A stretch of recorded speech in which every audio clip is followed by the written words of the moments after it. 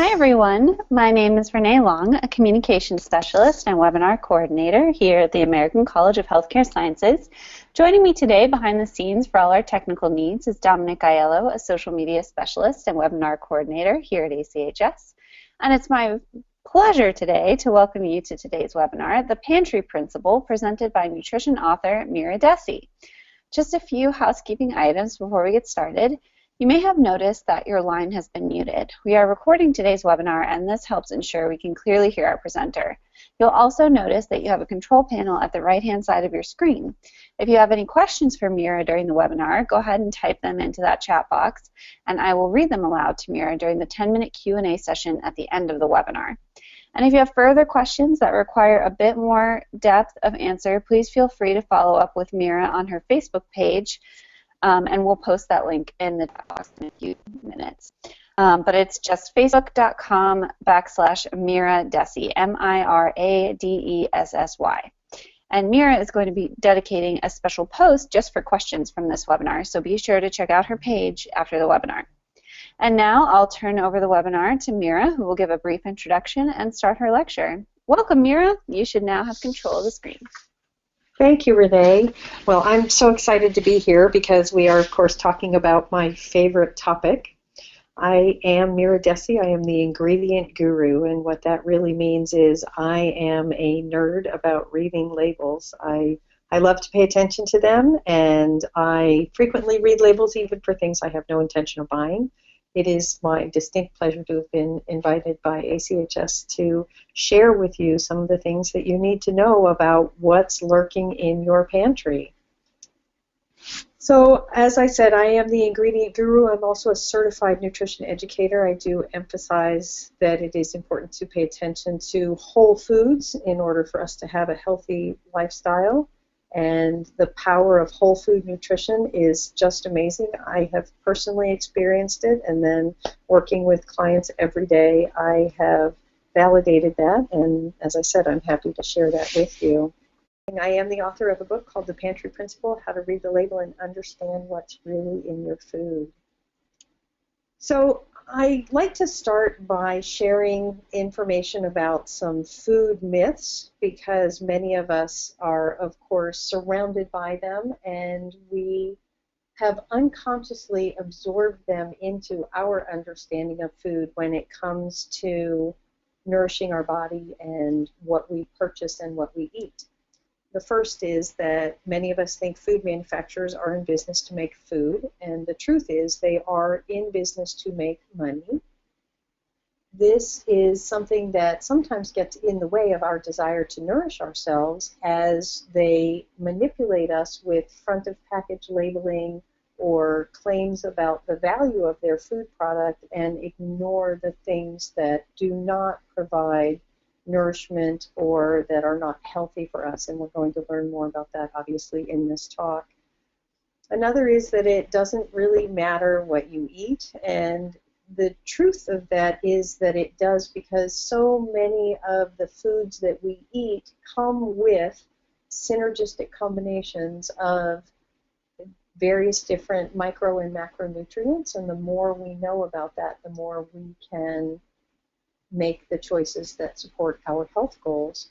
The third is tied very closely to that, which is a calorie is a calorie is a calorie, and that has been around for a very long time and unfortunately still persists today.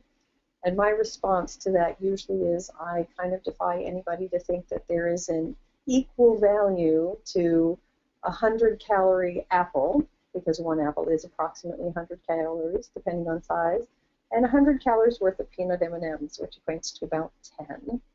Both have very different nutrient values, and both obviously will provide a lot of different things for us, with the M&Ms providing some of the things we're going to talk about today, which do not represent good choices for us.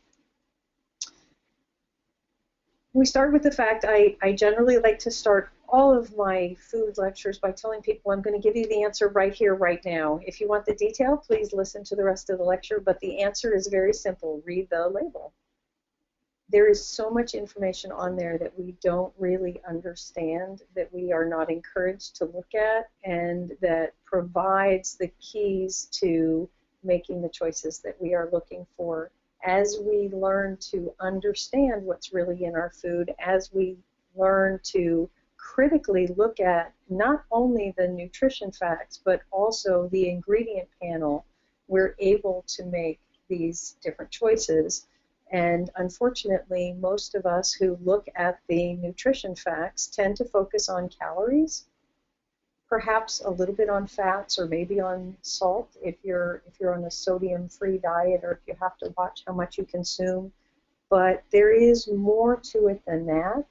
When we go down and look at the ingredient panel, we discover a wealth of information that can then be correlated back to what is on the nutrition facts, and that is frequently key to really understanding what's in our food. So I wanted to share a couple of fast facts because these are things that I always find very interesting that we generally don't tend to be as aware of when we first start to think about how we're purchasing foods and how we are looking at what's in them. One is that bugs can be used to color food, and it happens more often than you would think. It actually also appears in makeup, most specifically in lipstick. And these are cochineal beetles, and they are crushed up, and the color residue that is left turns red and is used in our food. Unfortunately, they are not identified, obviously, on the label as bugs. Sometimes they will say cochineal, sometimes they will say carmine. And the challenge with that is, first of all, for people who are vegetarian, obviously this is not a choice you wish to eat. For people who eat kosher, they are prohibited from eating bugs, so that's another reason to avoid that. But even more than that, there are some people who do experience food allergies when consuming cochineal, and they need to avoid this or to watch out for it. If you're not sure and you wind up consuming it and you take it out of your diet, you may find that you feel better but not be able to understand why. And so this is part of why we look at the label, so that as we make food changes, we sort of have a greater understanding of where we might be exposed to something that is not agreeing with us. As I mentioned at the beginning of the presentation, food manufacturers are in the business of making money. And as it relates to bugs, there is a very, very strong example of this that happened last year. And this is when Starbucks took their strawberry frappuccino drink and decided to change the formula. Originally, it was vegetable-sourced color, and they switched to cochineal, which is incidentally cheaper, so it was a profitable move for them. However, this being the internet age, they did not announce this change, but someone found out and blabbed. It went all over social media like wildfire, and many people were very upset. And in very short order, Starbucks changed the formula back to a vegetable-based colorant.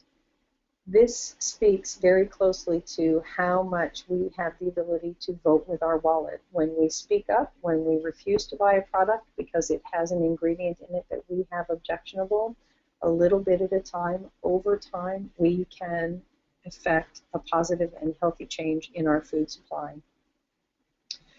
This next one is actually very interesting because there is a lot of press around it at the moment. If the label says trans fat equals 0, that means there are no trans fats in the food. This is one of those things that I like to refer to as funny math. And that is because the potential exists for trans fats to be in the food. However, they are allowed to say 0 if it is less than 1.5 grams per serving. And the serving size, of course, is determined by the manufacturer. The issue is, this is where we start to need to look at the ingredient panel and refer back to the nutrition panel.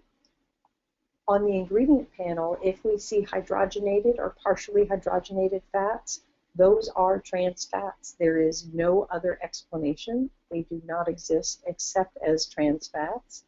And when we see 0 on the label but partially hydrogenated fats, we then know that we are going to be consuming them.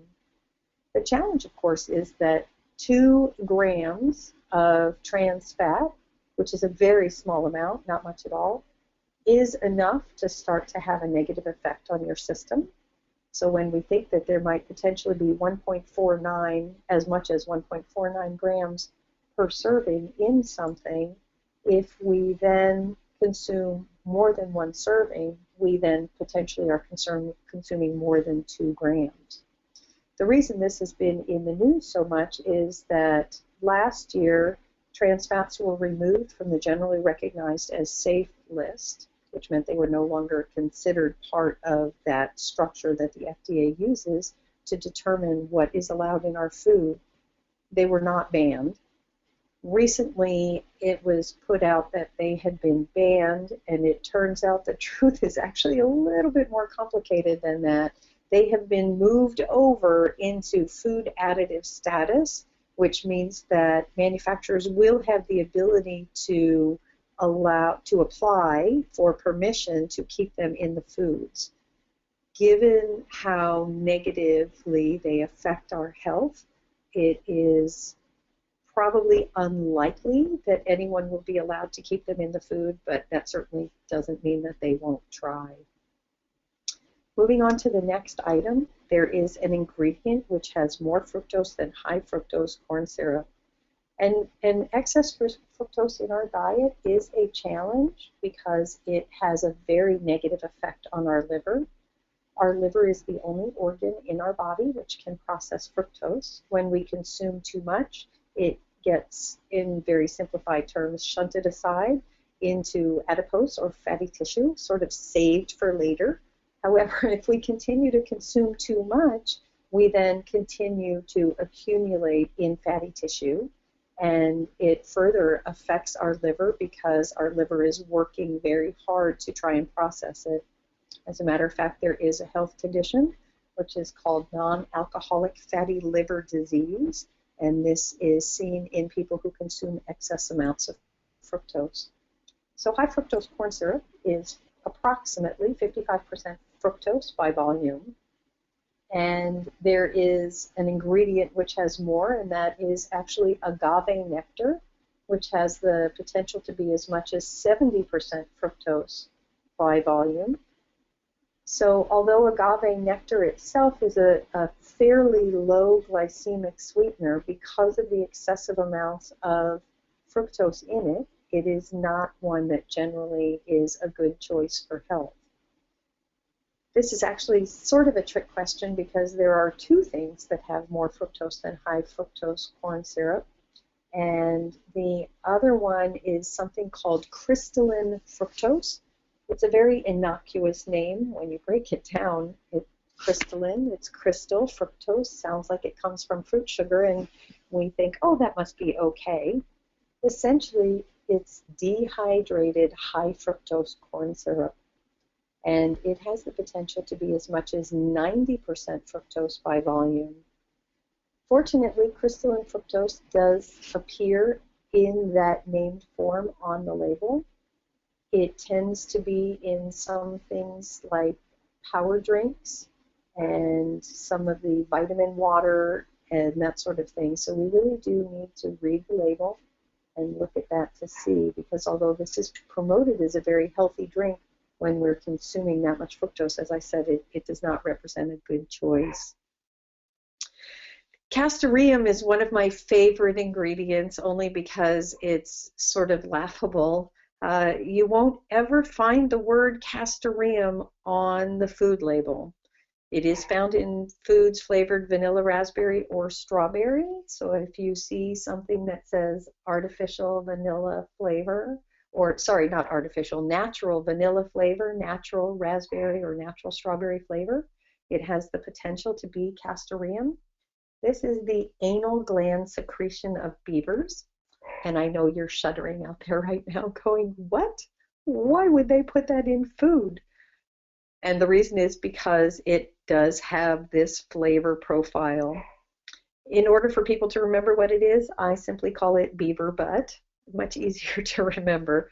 But as I said, you want to look for that natural vanilla, raspberry, or strawberry flavor. It does not guarantee that it has castoreum in it, but there is the potential for that.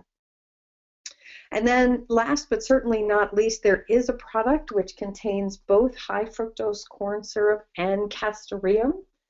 And this, believe it or not, is found in cigarettes. They use these as flavorants. It is listed on the internet for cigarette manufacturers. You can go look it up. And if you know someone who is smoking, I do obviously encourage you to ask them to quit because it is so bad for their health. You might try telling them they're smoking beaver butt. Perhaps it will help convince them to change. So it's not just what you eat, it's what's in what you eat. Frequently, we look at the packaged labels and use that as a guide to tell us that there's some health value to whatever we're purchasing. And even foods that do not have packages, vegetables and fruits and meats or other animal proteins, things that are in whole food form, have the potential to have other things in them, and those all can impact our health. So that's part of what we're going to talk about today. Generally recognized as safe, or GRAS, as it's sometimes referred to, this is, I spoke about this is a term that the government uses to say that they know something is bad for you, but it is generally recognized as safe if you only have a certain amount of it. So the big question, of course, is how much is safe and who figures that out? Well, it's often the manufacturer. The government doesn't really step in other than to approve the findings that are put before them. Unfortunately, one size does not fit all when it comes to food, because the truth is, if an additive ingredient is known to be harmful but is considered generally recognized as safe in a small amount, who determines how much you're eating? How many products are you eating that contain that ingredient? Or how many servings of these products are you having? What is the accumulated toxic load to your body? And this is why we need to be aware of what's in our food, and this is why I believe it's so important to stay on top of the things that are being done to our food, because unfortunately there are more and more additives that are put into the food supply. There are more and more uses for different things that are known to be harmful, and yet if there is a reason for a company to use it either as a preservative, as an emulsifier, as a binder of some kind, they will try to get permission to do this, and that then becomes one more source in your diet of things that may not be a good choice for you. Why is there so much conflicting information? Well, I believe in part this is due to the fact that there is no real clear oversight, because there is no direct chain of command that determines exactly who is doing the study and who is looking at what are reasonable, not only reasonable ingestion levels, but typical ingestion levels. Because you can say that a particular amount may not be good for you, but who is looking at how much an average consumer might be eating?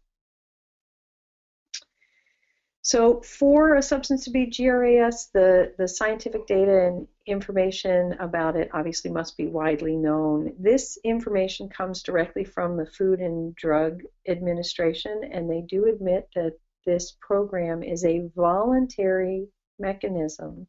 As I was saying, this does create a bit of a challenge for us when we are trying to learn more about how to manage what is happening in our food and how to understand the ingredients that are in it. I did pick the last 2 years only because obviously 2015 is not done yet, so there is no way to get the complete numbers for this. In 2013, there were 33 notifications. This is where manufacturers made a petition to the FDA to use substances that were generally recognized as safe in their food product. 25 of them, the FDA had no questions. 6 of them, sorry, there's a typo, at notifier's request, the FDA did cease to evaluate it. And again, the FDA relies on the food producer to tell them if they should stop. 2 of the items had no questions, but the FDA made a note that it may require a color additive listing. So obviously this would indicate that what they were using was some form of a petrochemical colorant to be included in the food. For 2014, we see that there were 83 notifications, and that's quite a significant increase. 48 of them were non-questioned and 5 were ceased to be evaluated. And that, to me, is a very significant increase in the amount of chemicals and additives that are being put into the food supply. So we do, again, want to stay on top of that. And I can't stress that enough. I know I will say it several times through this webinar, but it really is important for us to be informed consumers.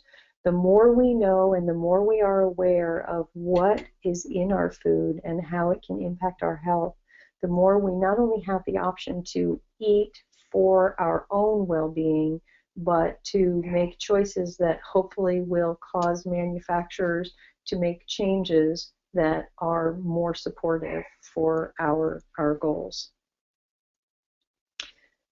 There are health risks to a wide number of additives, and I touch on just a few of them here. Again, the reason these are used often is because they are less expensive or because manufacturers can get a more consistent response in terms of what they're trying to create by doing this. So I'm not going to, harp too much on each one, but the overall is that these can cause allergic reactions. There can be issues with the nervous system. It can impact your liver. It may cause rashes. It can have, nausea, rapid heartbeat, insomnia, a whole host of health problems. And so when we are looking at some of the symptoms that we may be experiencing, we sometimes want to perhaps stop and look back at our food to see if this is a known side effect of some of the additives that we may be consuming. There are a wide number of studies that do talk about all of these different things. I'd like to touch on 2 in particular. One is artificial colors. There was a very large-scale study that was done in England, and it was in 2007. They looked at children in several different age cohorts and exposed them to artificial colors and benzoates, and they discovered that the children had an increase in inattentive behaviors, and in some cases there was also increased aggression. What was very interesting is they found that also children who did not have a diagnosis of some form of an inattentive behavior reacted negatively to artificial colors.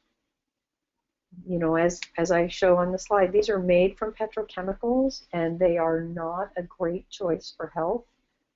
When we think about how food appears in nature, we look at red apples, for example, and no 2 apples are the exact same color. They have variations in them. And yet, if you look at something like Fruit Loop cereal, every single red ring is exactly the same shade.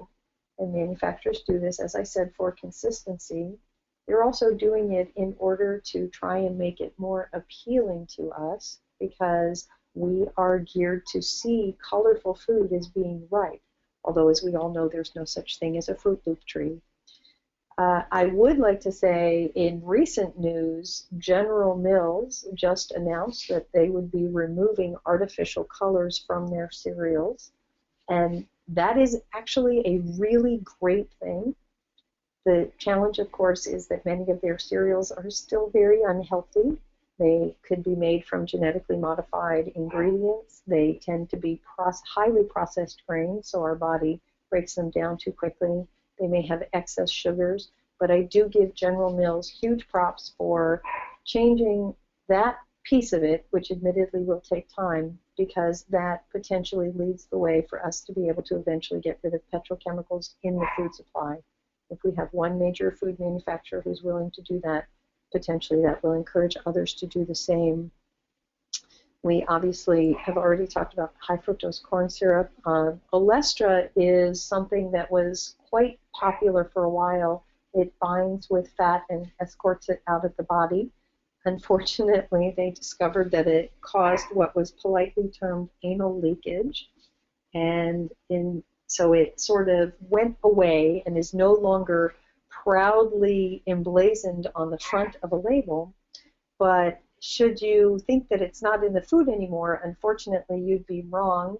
Most frequently, it appears in light potato chips. And the only way to know it's there, once again, is to turn that package over and read the label. Part of the reason that it's so harmful for us is that as it binds with fat, this inhibits the absorption of fat-soluble vitamins, which we need in order to be healthy. So by trying to reduce, telling us that we could eat a lot of fat and reduce the amount of fat that was in our diet, we were actually depriving our bodies of important vitamins. There are a number of known contaminants in our food. These are known to be negative choices for us. However, again, they are allowed because of their generally recognized as safe status. Part of the challenge that we have is, in this case, it mostly appears in animal products. It does sometimes, we have antibiotics on some vegetables and fruits. There was a case earlier this year of a young girl in Canada, I believe, who wound up having a very severe anaphylactic reaction, and nobody could figure out what she ate. And when they finally broke it down, she did survive, by the way, but when they finally broke it down, they realized that she had been eating blueberries that had been sprayed with antibiotics, and she had a negative reaction to the antibiotic. So the antibiotics do help contribute to antibiotic-resistant disease.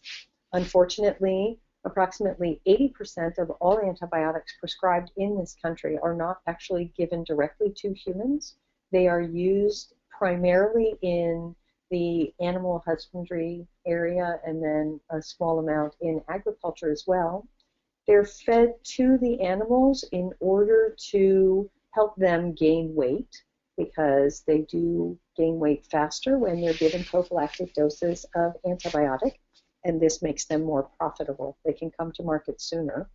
They also are found to help control disease, which comes from animals that are raised in very confined operations.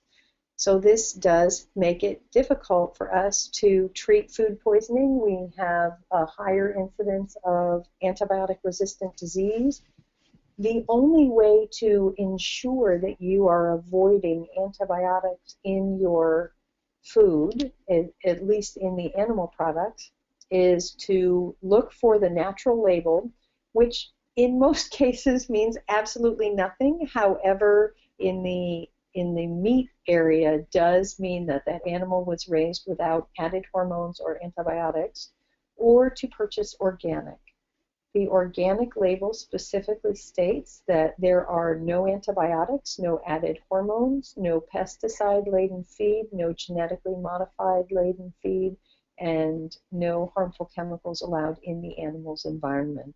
So organic does represent a better choice. I wanted to take just a brief moment to talk about salmonella. This is one of the reasons why we prophylactically give a lot of antibiotics in our chicken industry in this country. And as you can see, Denmark has a zero tolerance policy, so they do not allow any salmonella if they can. They've had almost complete eradication. In the United States, we have an action plan. We accept that salmonella is going to happen, and so we plan for it. In Denmark, as you'll see as we go through, they had 0 cases of salmonella in 2011, whereas in the United States in that same year, we had 80,000 cases and nearly 600 deaths. That's a very big difference.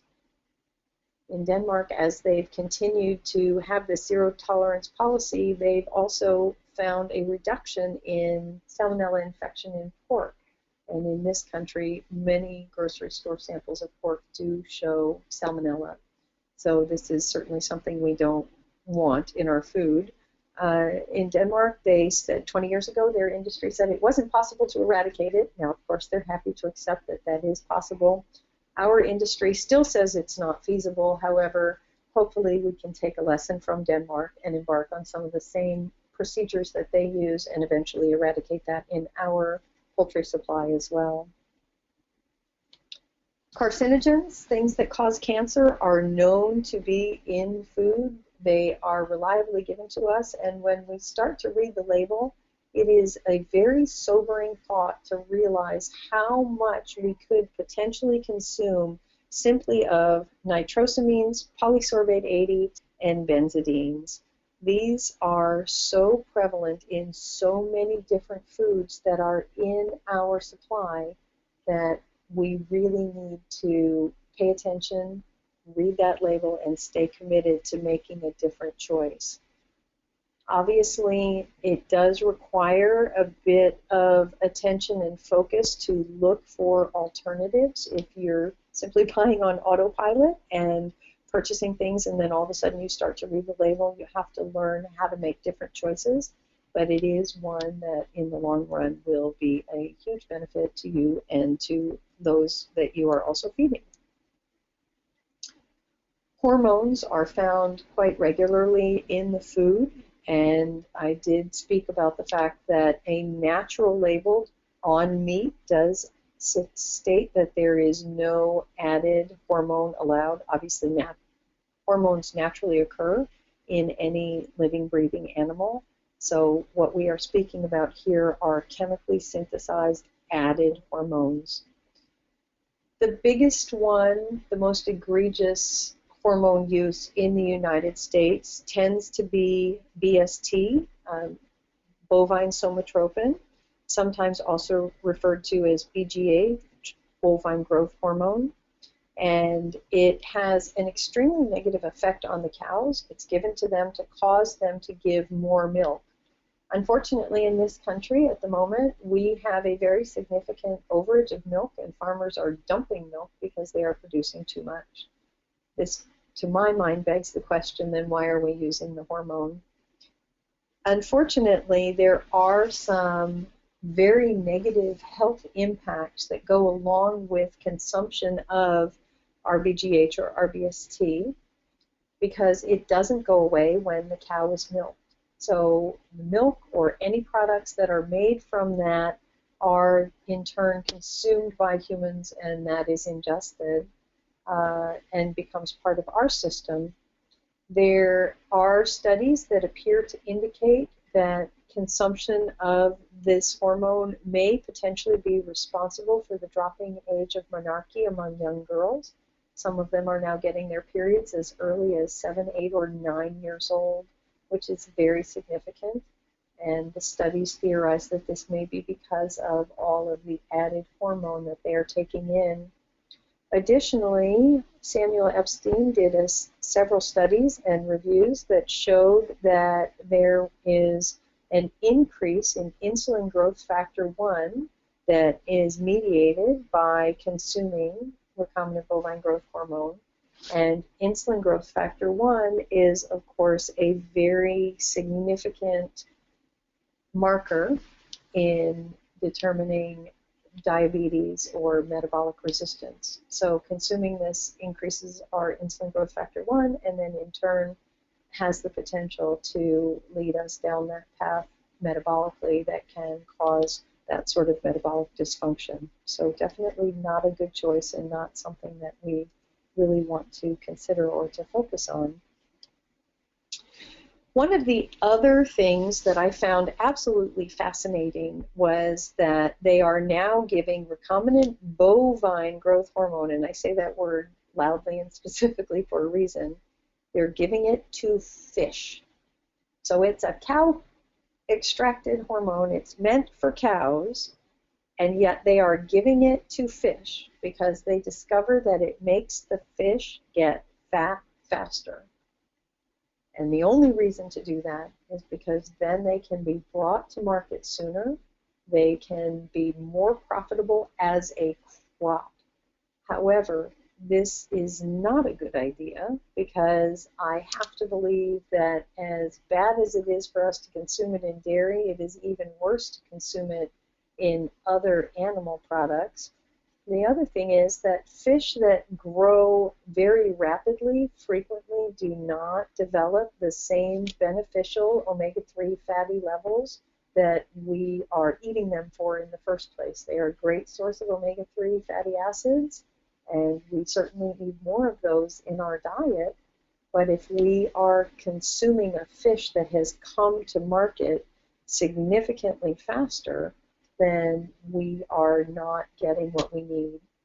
The other is that we have to assume that fish that are being given this hormone are being grown in factory farm situations, and farmed fish have increased levels of parasites, increased levels of infection. The fish generally are not as healthy as wild-caught fish, so that's another reason to take the time to look for wild-sourced fish and try to avoid farmed fish as well as fish that may potentially have been fed this hormone. Heavy metals is something else that does appear quite regularly in the food supply. One of the ones that we see the most is arsenic. And the reason for this is that when arsenic is given to chickens, it protects them from disease. It also makes their meat turn pink, which is something that we have somehow been trained to see as healthy. And the next step is not only are these chickens being given arsenic, and it does accumulate in their body, so if you're eating that, you can then be consuming levels of arsenic as well. Their manure is taken and used as fertilizer across a wide variety of fields, and we then have chronic exposure through agricultural means, either because we get runoff into the water, we get accumulation in the ground, and then certain crops, rice and apples being two very significant ones, are extremely efficient uptake mechanisms for arsenic in the soil. So if you're having arsenic spread on the fields of an apple orchard, those apples will take up a significant amount of the arsenic, and if they are then used for food, applesauce, apple juice, whatever, you are potentially consuming even more arsenic. The only way to know if there is arsenic in those fields, obviously, is to do some research and try and figure out where you're getting it from. My favorite option, obviously, is if you live somewhere where you can, to purchase apples and apple products from local farmers where you have the ability to talk to them and determine if they're using this on their fields. So where to start? Well, there is certainly a lot of information, and it does get very confusing and very overwhelming sometimes. This is part of why I wrote the book, so that people would have a resource that they could come back to on a regular basis. I also do have a newsletter that I put out every week, and I'll talk to you about that in just a moment. But the most important thing you can do for the things that we have discussed so far is to look at what is important to you, what meets your family's health goals. So if you are looking at removing hormones from your diet, then to examine the different hormones that appear in our food, either because they are given to cows to make them give more milk, because they are given to animals to help, like the fish, to help them grow. That's certainly something that you want to watch out for. The other is to stay on top of what's happening in the news. As I mentioned earlier, General Mills has announced that they will be removing artificial colors from their food products, and this is great, but certainly there's more that needs to happen. When we look at what food manufacturers present, we need to remember that they can engage in something that is called neutral washing, and this is where they give themselves a big press announcement for making a change of some kind, and yet it doesn't go far enough. One example of this is the Pepsi company, which last year, I believe, announced that they would be removing brominated vegetable oil from their from Gatorade. This was in response to a teenager who sent a petition that got a lot of attention and said, "Why is this in the food? It doesn't need to be there. I would like you to remove it from Gatorade." So they did, and there was a big announcement. It was on all the major news media. It was in the papers, and everybody was very excited about that. Unfortunately, brominated vegetable oil, which, by the way, is a flame retardant, and the only reason that it is in the products is to help keep the citrus oils from separating, was added to the food, was removed from the Gatorade, but was still being added to Mountain Dew and other products that they made. So they removed it from what had the attention of people in the media, but still kept it in other products. Kraft Macaroni and Cheese has started working on removing artificial colors from their product. However, last time they mentioned it, they were not going to be removing it from all of them, only from some of them. And yet, Kraft Macaroni and Cheese produces a product overseas in the European Union, in Canada, in Australia that does not have artificial colors in it. So while it's great that they're removing it in some of the products in the United States, if they can remove it in all of their macaroni products overseas, then they should be doing the same here. Of course, that does not mean that I recommend that you eat macaroni and cheese. It's certainly not a product that I encourage people to have in their pantry. I would also like to share, in case anyone has not heard this, Kraft Macaroni and Cheese has currently recalled 6.5 million boxes of macaroni and cheese for contamination with metal fragments. So if you are someone who does have that in your pantry at home, I would encourage you to do the research and find out if your box is one of the ones that is under recall status. So we do need to stay connected. We do need to have you being aware of what's in your food so that you are able to make choices. This is a changing landscape. Things happen all the time, and unfortunately, manufacturers come out with half-truths. I do work very hard to try and stay on top of that. Obviously, you can sign up for my newsletter at Grains and More. I do have a Facebook page. I would love to connect with you there, and I do tweet on a regular basis as well. So in summary, I'd like to wrap up by sharing just a couple of things and revisiting them that we talked about. It's not just what you eat, it's what's in what you eat. You can have a very healthy diet and design something that fits your nutritional plan very, very well. But if you are not looking at that foundational level of what is in your food, you may be missing something. And so this is a great way for you to take that next step towards eating for health. Many ingredients are not only linked to a wide variety of health conditions, they can also cause nutrient depletion. So this is another reason why we really want to stay on top of our food. I would like to point out that there is so much, and it is such a broad body of ingredients and additives that we do need to take it one step at a time. I don't want you to feel overwhelmed or that it's too complicated or too challenging. Every single change that you make is one more change for health, is one more thing that you weren't doing before that you are doing now.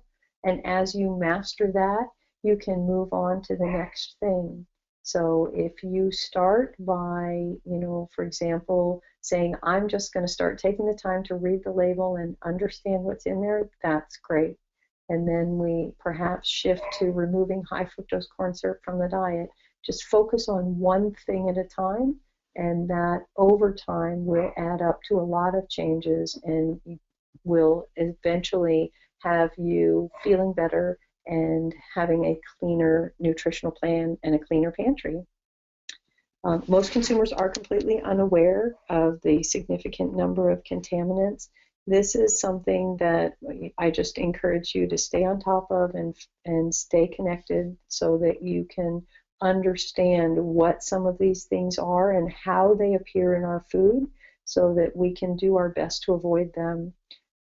There is one thing that is I did not mention in the slides, but that is very important, which is bisphenol A or BPA. It is extremely prevalent in our environment and very, very difficult to get rid of. I did not put it specifically in the slides because it is so hard to get rid of. However, the more we focus on cleaning up our diet, the more we have the potential to clean up cross-contaminants.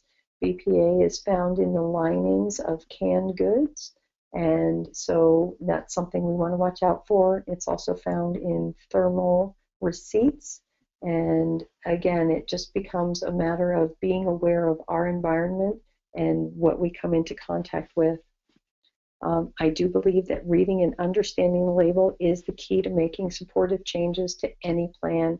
It doesn't matter which dietary theory you follow, if you are paleo, if you follow a Mediterranean diet, if you are a vegetarian, whatever your nutritional plan is, whatever your focus is when it comes to feeding your body and nourishing yourself, this is a key piece to your health plan.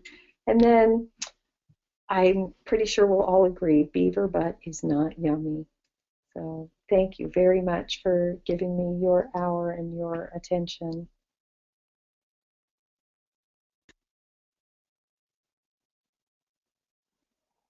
Wonderful. Thank you so much, Mira. That was incredibly informative. And yeah, I think we'll all agree that beaver butt is not something we really want to be eating.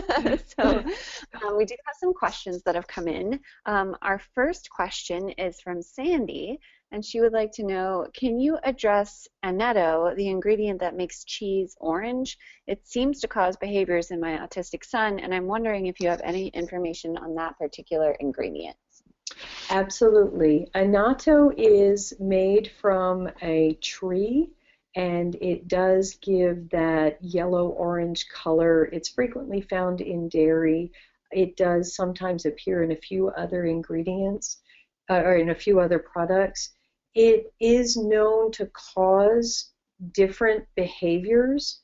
Some people get rashes from it. In the autistic community, there are some people who notice that their children have a sensitivity to it as well.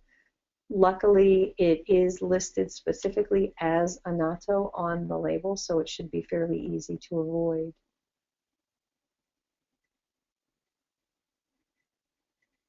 Wonderful, thank you. I think that's good to know for everyone. Justine would like to know, what ingredients do you think are the... Hello? Hello? Oh, I'm sorry about that. I got cut off a little bit early. Can you hear me? Yes, now I can hear you.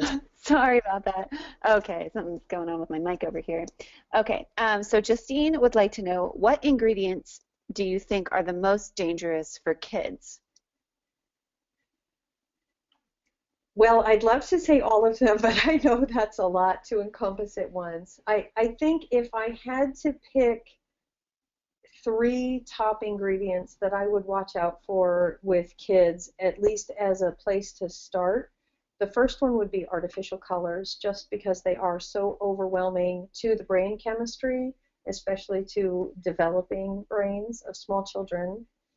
Anything that adds excess sugar to the diet, so obviously that would include high fructose corn syrup, crystalline fructose, agave nectar, and then just excess added sugars in general. And the third would be artificial hormones. So with, dairy products, looking for dairy products that specifically either state, well, they're not allowed to state that they don't use RBGH. What happens is they have a label that says the federal government has determined that there is no significant difference between products from cows made with RBGH and without. The only ones who put that on at the moment are the ones who are not using the RBGH. The other option would be to purchase organic, because it is not allowed as part of the organic standard. But yeah, so artificial colors, excess sweeteners, and hormones would be the top three. Good advice, good advice. Our next question is from Kate, and she says, excellent presentation, thank you. And what do you think about using processed stevia, i.e. the new natural brand? I am not a fan of using processed stevia, only because I have not been able to find any clear information on how they're processing it, and I'm assuming it's some sort of extract. And once we start talking about extracts, we start talking about chemical analogs. So I do feel that it's better to go for straight up stevia if you can. And if you're someone who can grow it at home, that certainly is another option. Great. Our next question comes from, sorry, I'm organizing these here. Comes from Elise, and she would like to say, first, thank you for this talk, so informative. The question is, what are your thoughts on GMOs? Should we avoid them? Yes. That's the short answer. The long answer is that genetically modified foods represent more and more of a problem, in part because they are increasing in our food landscape, but the other is that they are now being shown to be not nearly as harmless as we thought they were. The vast majority of genetically modified foods, although certainly not all of them, are genetically modified to resist Roundup. And this was supposed to make it easier for farmers to spray the fields with abandon and then be able to kill the weeds but not the plants. There are several unfortunate side effects to this. One is we have bred super weeds, and they now have developed Roundup version 2 because Roundup 1 doesn't work on the weeds anymore. The other is that we have Roundup that is saturating the ground, and glyphosate, the primary ingredient in Roundup, is binding with valuable nutrients such as calcium and iron in the soil and preventing uptake. So that's not a great choice. The third thing that happens is for certain crops, Roundup is now being used as a desiccant. In other words, it's sprayed on the crop, such as wheat, in order to dry it 24 to 36 hours before harvest so that they can harvest it more easily. And this means that it is essentially being bathed in Roundup and then harvested, and we're eating it. There is some supposition that some of the people who appear to have an intolerance to gluten are not actually intolerant of gluten. They are experiencing a physical reaction to the amount of glyphosate that they're eating. And then the last piece is that there are some people who appear to be so sensitive to glyphosate that consumption of it can be linked to symptoms of anxiety and depression and other things like that. Of course, anything that also binds in the soil and prevents nutrient uptake. presents a nutrient deficiency, which can also lead to that. So overall, GMOs are really not a great choice at all.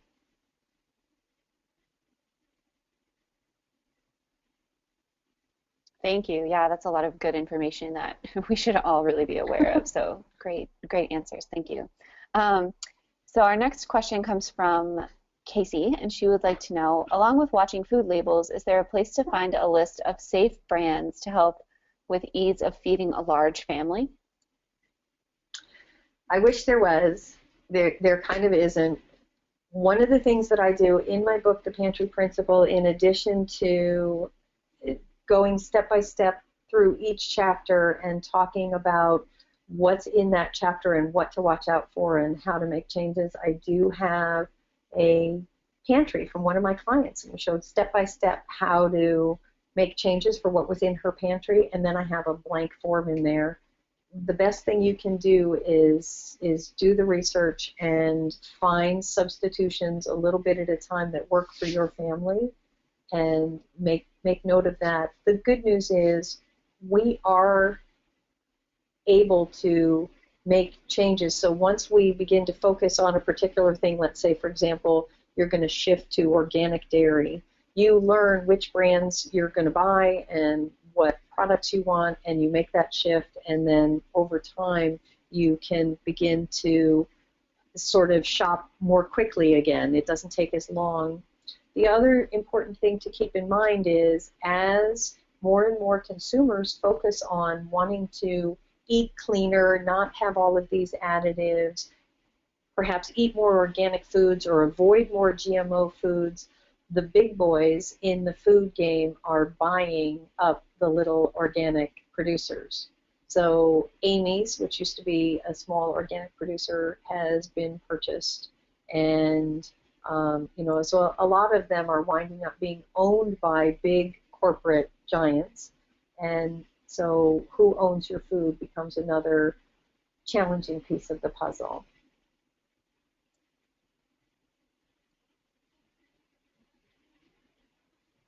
And our next question comes from, well, actually, it's not a question, it's a kudos, and it's from Heidi. And she says, great webinar, lots of valuable information. I just signed up for the Pantry Principle newsletter and look forward to buying the book. Thank you. Thank you. So, good kudos from Heidi. Sharon would like to know what is, and forgive me if I'm pronouncing this wrong, what is carrageenan? Carrageenan. Yeah. Oh, yes, carrageenan. Carrageenan is an additive. It's an emulsifier that is frequently found in alternative dairy, so that would be almond milk, coconut milk, that kind of thing. It's also found in a number of dairy products, such as ice creams or cottage cheese, those kinds of things, and then it does appear in a few other ingredients as well, a few other products as well. You do need to read the label to find it. Carrageenan is a red seaweed, and although we've been told that seaweed is a great choice for us, it's really healthy and we definitely should eat more of it in our diet, in that case we are talking about green and brown seaweeds. We are not talking about red seaweed. Carrageenan as a red seaweed is highly, highly irritating to our digestive tract and can cause bloating, gas. In some cases, it can even cause ulcerative colitis-like conditions. In laboratory settings, it was shown in rats, admittedly, to cause even renal bumps. So that is not a great choice. I find that many people, when they remove carrageenan from their diet, do much better. They discover that their belly bloat goes down and they don't have nearly as much gas. And this change can happen in as little as 2 to 3 days after giving up carrageenan altogether. Wow, that's fascinating. And yeah, Sharon had said that she saw it on almond milk carton, so it's good to know that that's something we should probably avoid. So we have time for about one more question, and our last question comes from Rosella, and she would like to know, what about xylitol from birch trees? I think responding to the last question about stevia. Xylitol can be a good choice as a sweetener. One of the great side benefits is that it's very good for dental health. It is best to get it from birch trees or from organic sources. The two sources that xylitol comes from are birch or corn, and unfortunately the vast majority of corn and corn products in this country are from genetically modified corn. So that's why the birch would be a better option. It is important to note, by the way, that xylitol is extremely toxic to dogs and cats. So if you, unfortunately, they're very attracted to it because it's sweet. So if you have pets in your home, you do want to make sure that they don't consume it. Good to know. Okay, so that is about all the time we have. And Mira, thank you so much. This was an incredibly informative webinar. I think everybody really learned a lot. And I'm really excited to continue using your book to know what things we should be avoiding. So, and if anybody is looking for Mira's book, we have that at the Apothecary Shop, and that is www.apothecary-shop.com, and we do have Mira's book there available for you. So also, if you have any follow-up questions, I believe Mira is going to have a post on her Facebook page. I am. I'm about to hop over there right now. Wonderful. And I was going to ask Mira, is that on your Mira Dessy Facebook page, or is that on the Pantry Principle? I'm going to put that on the Pantry Principle page. Perfect. Okay. So you'll be able. We can pop that link in the chat box there in a second. But thank you again, Mira, for such a great talk, and thanks everyone for attending our master lecture. And also, please keep an eye out for an email, which will go out soon with a free recording of today's webinar. And also, please make sure you're subscribed to our ACHS webinar email list so you can receive future announcements about our master lecture series and other webinars that we put on here at ACHS. And if you also enjoyed today's webinar, you'll absolutely enjoy the knowledge you'll gain in our Nut 101 class, Introduction to Nutrition Online. This course introduces students to the basic concepts of nutrition and gives you tools for healthy eating and kind of sets you on the path if you're interested in studying nutrition further. So thank you again, everyone, and have a fantastic day.